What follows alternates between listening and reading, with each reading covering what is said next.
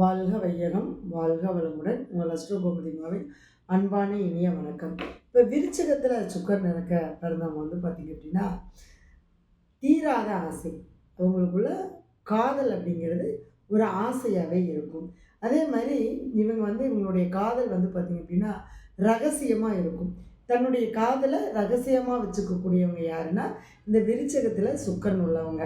அதே மாதிரி பார்த்திங்க அப்படின்னா இவங்களுக்கு இந்த காதலில் தடையும் ஏற்படும், திருமணத்தில் தடையும் கொடுக்கும். ஆனால் இவங்களுக்கு இந்த விருச்சகத்தில் சுக்கரன் இருந்தால் பெண்கள் தேடி வருவாங்க. இந்த பெண்கள் தேடி வரும்போது இவங்க சரியாக இருக்கணும்.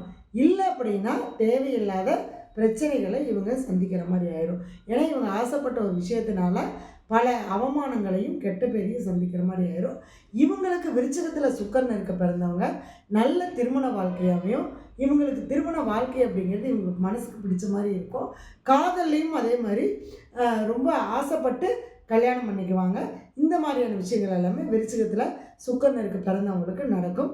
இதுக்கு பார்த்திங்க அப்படின்னா உண்மை என்ன அப்படின்னு பார்த்தீங்கன்னா, இவங்களுக்கு வேதனையும் ஒரே மாதிரி தான் இருக்கும், சந்தோஷமும் ஒரே மாதிரி தான் இருக்கும். அப்போ துக்கமும் சந்தோஷமும் சேர்ந்து வரும்.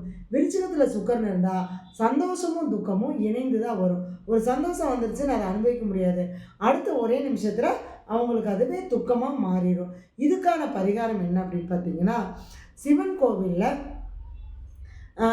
கோவிலில் வெள்ளிக்கிழமை அன்னைக்கு அம்பாளுக்கு மல்லிகைப்பூ மாலை போட்டு அர்ச்சனை பண்ணிட்டு வந்தீங்க அப்படின்னா கண்டிப்பாக இந்த சுக்கிரன் உங்களுக்கு நல்ல ஒரு வாய்ப்பை கொடுப்பாரு. இது தசாபுத்திகள் நடக்கும்போது உங்களுக்கு அதுக்கான பலன்களை எடுத்து கொடுக்கும்.